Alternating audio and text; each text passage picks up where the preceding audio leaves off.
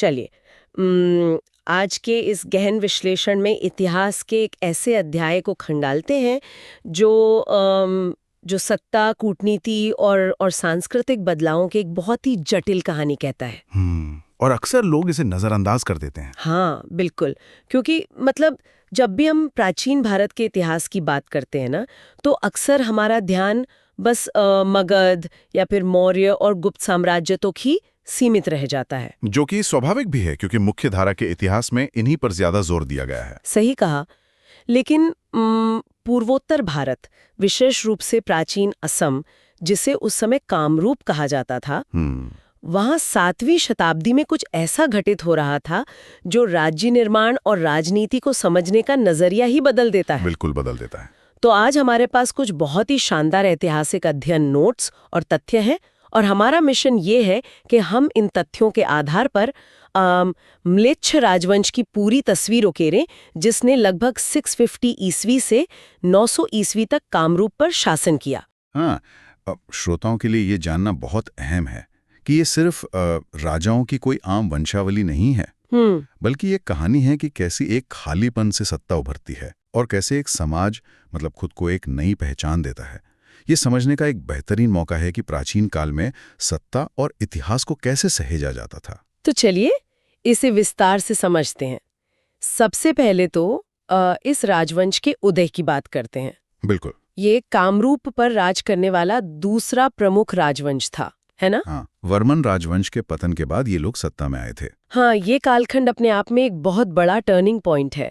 अगर हम उस समय के राजनीतिक परिदृश्य को देखें तो 650 ईस्वी के आसपास पूरे भारतीय उपमहाद्वीप में कई बड़े बदलाव हो रहे थे। जैसे उत्तर भारत में हर्षवर्धन का युग ढलान पर था। एकदम सही। और कामरूप में म्लिच्छ राजवंश से ठीक पहले वर्मन राजवंश का शासन था। उनके सबसे प्रतापी राजा थे भास्कर वर्मन, जिनका नाम इतिहास में काफी सम्मान से लिया जाता है। हाँ, लेकिन उनके निधन के साथ ही एक बहुत बड़ा राजनीतिक संकट पैदा हो गया, क्योंकि उनका कोई उत्तराधिकारी नहीं था। बिल्कुल। और देखिए, जब भी सत्ता के शीर्ष पर इस तरह का खालीपन आता है तो अक्सर अराजकता फैलती है। मतलब कोई तो उस जगह को भरना चाहेगा। और इसी शून्य को भरने के लिए सालस स्तंभ का उदय हुआ साल 650 ईस्वी में। हाँ, सालस स्तंभ एक बेहद महत्वाकांक्षी नेता।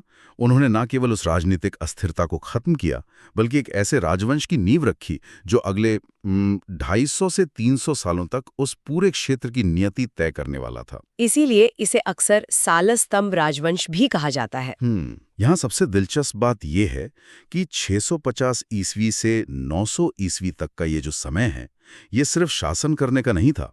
एक राजवंश का नाम उसके संस्थापक के नाम पर पढ़ना, ये उस शासक के प्रभाव को, उसके दबदबे को दर्शाता है। लेकिन यहाँ एक बहुत ही दिलचस्प और मतलब सोचने वाली बात सामने आती है। मैं ये नोट्स देख रही थी।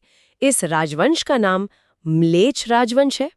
और ये नाम कई लोगों को चौंकाता है। बिल्कुल चौंकाता है, क्योंकि जो भी लोग मतलब जो प्राचीन भारतीय इतिहास या संस्कृत साहित्य से थोड़ा भी परिचित हैं, वे जानते हैं कि म्लेच्छ शब्द का इस्तेमाल पारंपरिक रूप से उन लोगों के लिए किया जाता था जो वैदिक संस्कृति से बाहर के थे। कई बार इसे बाहरी, अजनबी या यहाँ तक कि थोड़े अपमानजनक संदर्भ में भी देखा गया है। सही कहा, ऐसे कई बार नीची नजर से देखा जाता था। तो फिर सवाल ये उठता है कि एक इतना शक्तिशाली राजवंश जिसने 3 सदी तक राज किया, वो खुद को या उसके शासनकाल को म्लेच्छ के नाम से क्यों जाना गया? कोई राजा खुद को ऐसे नाम से क्यों जोड़ना चाहेगा? ये पूरे प्राचीन भारतीय इतिहास के सबसे आकर्षक विरोधाभासों में से एक है। म्लेच्छ शब्द का यहाँ जो प्रयोग है, वो दरअसल हमें इस राजवंश की जड़ों के बारे में, उनके मूल के बारे में एक बहुत गहरा सुराग देता है। अच्छा। ऐतिहासिक विश्लेषण ये स्पष्ट करता है कि सालस्तंभ और उनके पूर्वज संभवतः मूल रूप से स्वदेशी या स्थानीय जनजातीय मूल के थे। मतलब वो बाहर से नहीं आए थे, वो वहीं के थे। बिल्कुल।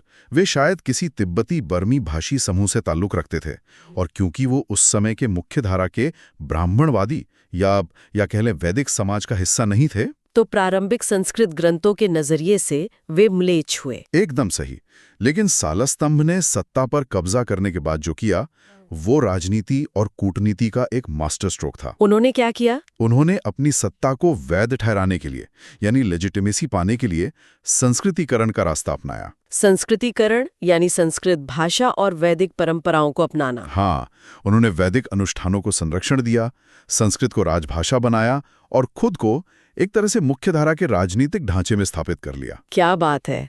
मतलब ये ऐसा है कि आप एक व्यवस्था के बाहर से आते हैं, लेकिन सत्ता में आने के बाद आप उसी व्यवस्था के सबसे बड़े प्रतीक बन जाते हैं ताकि कोई आपकी सत्ता, आपकी वैधता पर सवाल ही न उठा सके।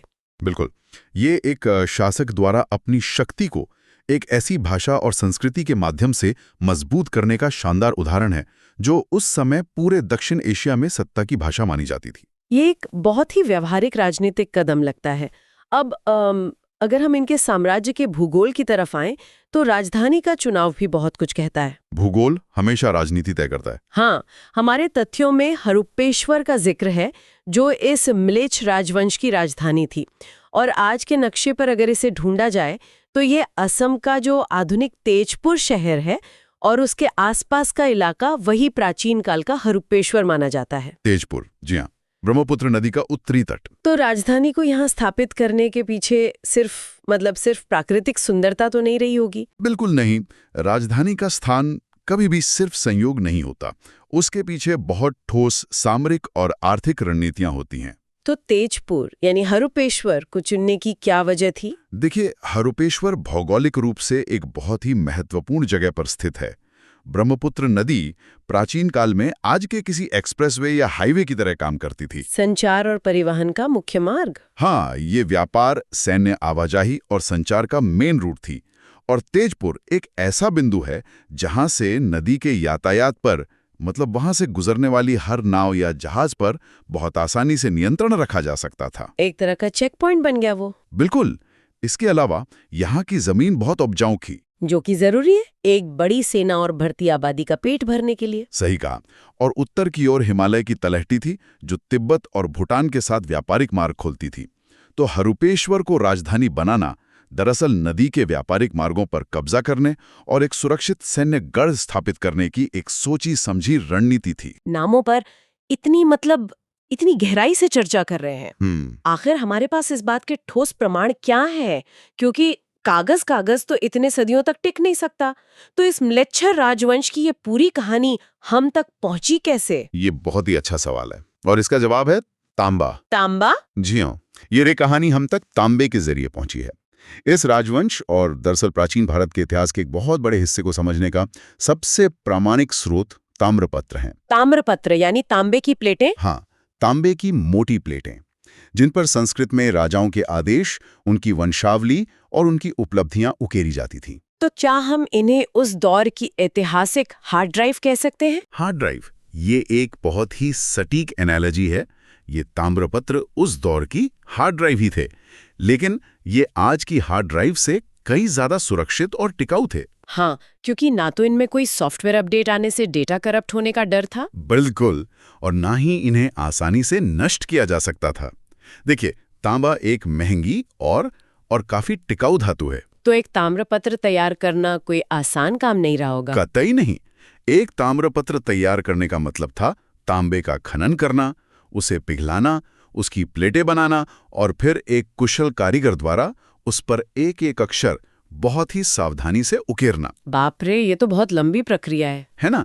ये पूरी प्रक्रिया ये दिखाती है कि राज्य के पास कितना धन था और कितनी अच्छी प्रशासनिक व्यवस्था थी। हम सभी के लिए यह जानना दिलचस्प है कि कैसे एक तांबे का टुकड़ा सदियों का इतिहास अपने अंदर समेटे हुए हैं। एक धातु के टुकड़े पर उकेरे गए शब्द सदियों की धूल फांकने के बाद भी आज हमें उस दौर की पूरी प्रशासनिक व्यवस्था बता रहे हैं। यही इतिहास की खूबसूरती है। लेकिन जहां तक मैंने इन तथ्यों में पढ़ा है, इन ताम्रपत्रों का मुख्य उद्देश्य सिर्फ राजाओं की तारीफ करना नहीं था। नहीं, प्रशस्ति उनका एक हिस्सा होती थी, लेकिन मुख्य उद्देश्य कुछ और था। ये मुख्य रूप से भूमि दान की व्यवस्था का जिक्र करते हैं, जिन्हें लैंड ग्रांट्स कहते हैं। वो कानूनी दस्तावेज होते थे ये। बिल्कुल, ये जमीन के मालिकाना हक के दस्तावेज थे। और यहाँ एक बात अक्सर मुझे थोड़ी उलझन में डालती है। राजा अपने राज्य की बेशकीमती जमीन, कई बार तो पूरे के पूरे गांव वो ब्राह्मणों या विद्वानों को दान में क्यों दे देते थे? क्या ये सिर्फ धर्म कमाने का तरीका था या फिर इसके पीछे कोई छिपी हुई राजनीतिक या आर्थिक मंशा थी? ये सवाल बहुत अहम है और अक्सर भूमिदान को सिर्फ एक धार्मिक कृत्य या राजा की उदारता मान लिया जाता है, जो कि पूरी तस्वीर नहीं है। बिल्कुल नहीं। अगर हम इसे राज्य निर्माण के नजरिए से देखें तो ये तत्कालीन अर्थशास्त्र की एक बहुत ही धारदार नीति थी। और जंगली इलाके हैं जहां से कोई टैक्स या राजस्व नहीं आता। सही कहा। अब राजा क्या करता है, वो एक विद्वान ब्राह्मण या एक समूह को वो जमीन दान में दे देता है। अब वो व्यक्ति वहां जाता है, वहां बसता है और फिर वो जंगल साफ करवाता होगा। बिल्कुल, जंगल साफ करवाता है, खेती शुरू करवाता है, वहां एक मंदिर बनवाता है जो धीरे धीरे एक आर्थिक केंद्र बन जाता है। अच्छा, तो देखते हैं देखते एक वीरान इलाका एक नए कृषि और सांस्कृतिक केंद्र में बदल जाता है। और इसमें राजा को क्या मिला? राजा को शायद टैक्स। सिर्फ टैक्स नहीं, उसे अपने राज्य की सीमाओं का विस्तार मिला, बिना अपनी सेना भेजे एक वफादार नागरिक समूह मिला और अंततः एक नया करदाता क्षेत्र यानी टैक्स पेइंग एरिया मिला। क्या बात है! ये तो राज्य का विस्तार करने और दूर दराज के इलाकों में अपनी विचारधारा को स्थापित करने का एक मास्टर क्लास तरीका था। हाँ, ये एक तीर से कई शिकार करने वाली नीति थी। यानी जिसे हम सिर्फ एक धार्मिक दान समझ रहे थे, वो असल में बुनियादी ढांचा विकास और सीमा विस्तार की एक बहुत ही सोची समझी नीति थी। एक विन विन सिचुएशन, राजा को नया इलाका मिला और विद्वानों को जमीन। तो प्रशासन और राजनीति की इस शानदार व्यवस्था के बाद अब जरा उन शासकों की बात करता है जिन्होंने इसे चलाया। सालस्तंभ के बाद कई महत्वपूर्ण राजा आए। हाँ, तथ्यों में हरजर वर्मन और वनमाल वर्मन जैसे प्रमुख राजाओं का जिक्र है, जो इसी म्लेच्छ राजवंश के थे। हरजर वर्मन ने साम्राज्य की सीमाओं को बहुत मजबूत किया। और फिर आते हैं वनमाल वर्मन, जिनका कालखंड बहुत ही विशेष माना जाता है। बिल्कुल, वनमाल वर्मन की खासियत अक्सर उभरकर सामने आती है। आमतौर पर प्राचीन राजाओं को सिर्फ युद्ध, तलवारबाजी और विस्तार के लिए जाना जाता है, लेकिन वनमाल वर्मन का कला और संस्कृति के प्रति, विशेष रूप से साहित्य के प्रति बहुत गहरा लगाव था। और ये पहलू किसी भी राजवंश के परिपक्व होने की निशानी है। परिपक्व होने की मतलब? जब कोई साम्राज्य अपने शुरुआती संघर्षों और युद्धों से बाहर निकलकर एक तरह की स्थिरता पा लेता है, तब वहां कला और संस्कृति को फलने फूलने का मौका मिलता है। शांति के समय में ही कला पनपती है। सही कहा। वनमाला वर्मन का काल इसी स्थिरता का काल था। अगर हम उनके समय के ताम्रपत्रों को ही देखें तो वे सिर्फ रूखे सूखे कानूनी दस्तावेज नहीं हैं। उनमें कुछ अलग था। बहुत अलग था। उन ताम्रपत्रों में जो संस्कृत इस्तेमाल की गई है वो बहुत ही उच्च कोटि की है। उसमें जटिल काव्यात्मक छंदों का प्रयोग किया गया है। इसका मतलब तो यही है कि उनके दरबार में उत्कृष्ट स्तर के कवि और विद्वान मौजूद रहे होंगे। बिल्कुल। म्लेच्छ राजवंश में बौद्धिक और सांस्कृतिक विकास को उतना ही महत्व दिया जाता था जितना सैन्य बल को। और स्थापत्य कला यानी आर्किटेक्चर का क्या? उसकी भी गवाही आज मौजूद है। आज भी तेजपुर और उसके आसपास जो प्राचीन खंडर हैं, पत्थरों पर उकेरी गई आकृतियां हैं, वे बताती हैं कि उस दौर में विशाल और भव्य मंदिरों का निर्माण हुआ था। वनमाला वर्मन ने सिर्फ जमीन पर राज नहीं किया, बल्कि उन्होंने एक ऐसी सांस्कृतिक विरासत खड़ी की जो सदियों तक कायम रही। हाँ, और इन मंदिरों से जुड़ा एक और बहुत अहम पहलू है धर्म। बिल्कुल। कला और साहित्य के साथ साथ किसी भी प्राचीन समाज को समझने के लिए वहां की मान्यताओं और धर्म को समझना बहुत जरूरी होता है। और कामरूप के धार्मिक परिदृश्य बहुत ही अनोखा था। हमारे स्रोत बताते हैं कि इस साम्राज्य में मुख्य धर्म हिंदू धर्म था, और उसमें भी विशेष रूप से शैव धर्म यानी भगवान शिव की उपासना का प्रचलन सबसे अधिक था। हाँ, शिव की आराधना पूरे कामरूप में बहुत गहराई तक फैली हुई थी। अब हम सभी जानते हैं कि शैव धर्म क्या है, लेकिन सोचने वाली बात यह है कि इसी धर्म को इतनी व्यापक स्वीकृति क्यों मिली? 7वीं-8वीं सदी के असम में ऐसा क्या था कि शिव ही वहां के सबसे प्रमुख आराध्य बन गए? इसके पीछे भूगोल और स्थानीय मान्यताओं का एक बहुत ही सुंदर संश्लेषण है, एक तरह का सिंथेसिस। वो कैसे हुआ? कामरूप का जो इलाका है वो हिमालय की पहाड़ियों, घने जंगलों और विशाल नदियों से घिरा हुआ है। वहाँ की जो प्राकृतिक ऊर्जा है वो बहुत प्रखर है। हाँ, मानती हूँ। वहाँ की स्थानीय जनजातियों में पहले से ही प्रकृति के विभिन्न रूपों और शक्तिशाली स्थानीय देवताओं की पूजा करने की परंपरा थी। जैसे कि कौन से देवता? उदाहरण के लिए बोडो कचारी जैसी जनजातियों में बाथो देवता की पूजा होती थी। बाथो? हाँ, जिन्हें वे सर्वोच्च सत्ता मानते थे। हाँ, जब म्लेच्छ राजवंश ने वो संस्कृतिकरण की प्रक्रिया शुरू की, जिसके बारे में हमने पहले बात की, हाँ, सत्ता को मुख्य धारा से जोड़ने के लिए, तो इन स्थानीय शक्तिशाली देवताओं का विलय बहुत ही सहजता से भगवान शिव के स्वरूप में हो गया। ओहो, क्योंकि शिव भी तो पहाड़ों, जंगलों और योग के देवता माने जाते हैं। एकदम सही। हाँ। इसलिए स्थानीय लोगों के लिए उन्हें अपनाना किसी बाहरी या नई चीज को थोपने जैसा नहीं था। बल्कि वो अपनी ही मान्यताओं का एक नया और वृहद रूप देख रहे थे। बिल्कुल। और शासकों ने भी बड़े बड़े शिव मंदिर बनवाकर इस धार्मिक भावना को संस्थागत रूप दिया, जिससे समाज में एकता आई और राजा की सत्ता को एक दैवीय वैधता यानी डिवाइन लेजिटिमेसी भी मिली। हाँ, धर्म यहाँ सिर्फ आस्था का विषय नहीं था, बल्कि ये अलग अलग समुदायों को जोड़ने वाला एक बहुत मजबूत धागा था। ये बहुत ही शानदार तरीका था पूरे समाज को एक साथ बांधने का। लेकिन इतिहास की एक बहुत पुरानी और निर्दयी सच्चाई है वो क्या? कि जो शिखर पर पहुंचता है उसे एक न एक दिन नीचे आना ही पड़ता है। कोई भी नीति, कोई भी कला या धर्म किसी राजवंश का हमेशा के लिए बचाकर नहीं रख सकता। ये एक सार्वभौमिक सत्य है।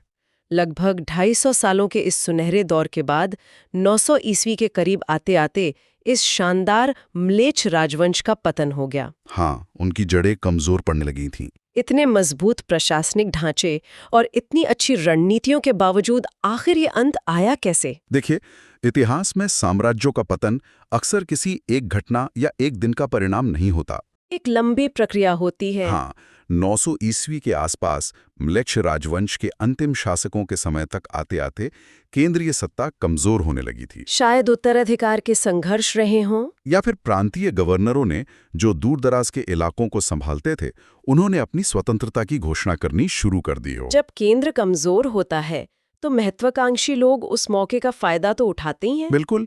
और इस म्लेच्छ राजवंश के पतन के बाद जो राजनीतिक शून्यता आई, उसे एक नए राजवंश ने भरा, जो था पाल राजवंश। पाल राजवंश ने सत्ता की बागडोर संभाली। ब्रह्मपाल नाम के एक नए नेता ने शुरुआत की और कामरूप के इतिहास में एक नया अध्याय शुरू हुआ। ये इतिहास का एक निरंतर चलने वाला चक्र है। बिल्कुल। वर्मन, फिर म्लेच्छ और फिर पाल। सत्ता हमेशा हस्तांतरित होती रहती है, राजा बदलते रहते हैं। लेकिन जो चीजें पीछे छूट जाती हैं वे हैं उनकी नीतियां, उनकी कला और वो संस्कृत भाषा और ताम्रपत्र, जो उस दौर की पहचान को अमर कर देते हैं और हर नए शासक के लिए एक आधार का काम करते हैं। ये चक्र ही इतिहास को इतना जीवंत बनाता है। तो अगर हम श्रोताओं के लिए इस पूरी चर्चा के मुख्य बिंदुओं को समेटें तो 650 से 900 ईस्वी के बीच कामरूप में म्लेच्छ राजवंश का शासन केवल एक वंशावली का इतिहास नहीं है। बिल्कुल नहीं, ये बहुत कुछ है। ये सालस्तम द्वारा एक नए साम्राज्य की स्थापना की कहानी है। ये हरुप्पेश्वर यानी आज के तेजपुर जैसी रणनीतिक राजधानी बनाने और संस्कृत को राजभाषा बनाकर सत्ता को मजबूत करने की कहानी है। और उन ताम्रपत्रों की जिन्होंने इस इतिहास को जिंदा रखा। हाँ, ताम्रपत्रों के जरिए एक मजबूत प्रशासनिक ढांचा खड़ा करने की और वनमाला वर्मन जैसे राजाओं द्वारा उच्च कोटि की कला को बढ़ावा देने की कहानी है। और शैव धर्म के जरिए स्थानीय मान्यताओं को एक सूत्र में पिरोने की एक बेहतरीन मिसाल है। ये कितनी समृद्ध और जटिल राजनीतिक व्यवस्था का केंद्र रहा है। सही कहा। अब इस पूरी ऐतिहासिक यात्रा से गुजरने के बाद मेरे मन में एक विचार आ रहा है, एक ऐसा सवाल जो शायद श्रोताओं को भी सोचने पर मजबूर कर दे। बताइए, क्या सवाल है? हमने देखा कि कैसे 7वीं शताब्दी के म्लेच्छ राजवंश ने अपना इतिहास, अपनी नीतियां और अपने दान तांबे की ठोस प्लेटों यानी ताम्रपत्रों पर लिखकर सुरक्षित किए। हाँ, जो आज तक बचे हुए हैं। बिल्कुल। उन्हें आज भी जमीन से खोद कर निकाला जाए तो वे वैसे के वैसे ही पढ़े जा सकते हैं। उन्होंने समय की मार को मात दे दी। एकदम सही बात है। लेकिन अगर हम आज के इस आधुनिक और तेज डिजिटल युग की तरफ देखें, जहां सब कुछ क्लाउड या सर्वर पर है, हमारी पूरी सभ्यता का रिकॉर्ड, हमारे सारे दस्तावेज, कला, साहित्य, सब कुछ 1 और 0 के कोड में मौजूद है। हाँ, डिजिटल फॉर्म में। आज से 1500 साल बाद के इतिहासकार हमारी सभ्यता को किन ठोस चीजों से समझेंगे? ये तो वाकई बहुत गहरा सवाल है। क्या हमारे पास कोई ऐसा आधुनिक ताम्रपत्र है जो सदियों तक टिक सके, या किसी दिन कोई सर्वर क्रैश या पावर फेलियर हमारी इस पूरी डिजिटल सभ्यता को भविष्य के लिए सिर्फ एक खाली पन्ना बना देगा? इस विचार से तो सच में थोड़ा डर भी लगता है, और ये बहुत विचारणीय भी है। हम डिजिटल तो हो गए हैं, लेकिन शायद स्थायी नहीं रहे। बिल्कुल। ये एक ऐसा सवाल है जिस पर हम सभी को जरूर विचार करना चाहिए। खैर, इसी विचारोत्तेजक सवाल के साथ हम आज के इस गहन विश्लेषण को यहीं समाप्त करते हैं। मुझे भी इस चर्चा में बहुत आनंद आया। इतिहास की गहराइयों से ऐसे ही अनछुए और रोमांचक अध्याय लेकर हम फिर लौटेंगे। तब तक अपने आसपास के इतिहास को खंगालते रहिए और सुरक्षित रहिए।